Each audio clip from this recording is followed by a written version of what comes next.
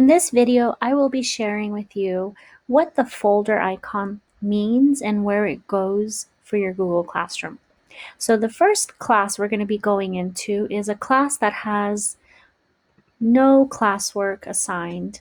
And so I wanted to show you, when you click this folder, this icon is a folder for your Google Drive.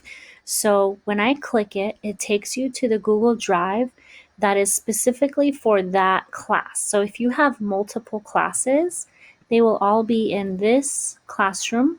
So I have all these different classes and I archived some of them so I can either delete the others that I don't need anymore or save them for the future. But the class I was in, let's go back. So it's the 4th grade with Mrs. Davis. And right now there are no assignments, so this folder is completely empty.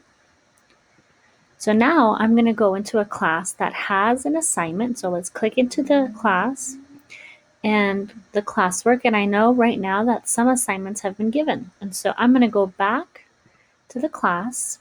And there are 2 ways to access this folder. This is one way. And I'm going to click the folder to go to Google Drive. And here I see multiple things. I see a templates, do not edit. And so this is something you just don't touch. You keep it as it is, and it does things for you for your Google Classroom that you need to keep in there. And then you have folders for every assignment you have posted in your Google Classroom. You will also have any files for the quizzes you create. And you will also get the collection of student work in here as well. So you don't really need to work in here. This is just your filing cabinet, but everything that you need access to will be in your classroom. So you can always go to the assignment and you can check student work by going into the classroom. So you don't even need to go into your folder. Okay, so now I want to show you what a student sees. Oh, and another way to access your folder from your classroom while you're already in it is by going to classwork and clicking class drive folder. And that takes you to the exact same location. Okay, so now that we know that, I want to take you into a class as a student. So I'm enrolled in a class, test class with Ms. Hassmeyer. And so this is the class, and I know I'm a student in this class because it has an icon of a student instead of the icon of the grade book.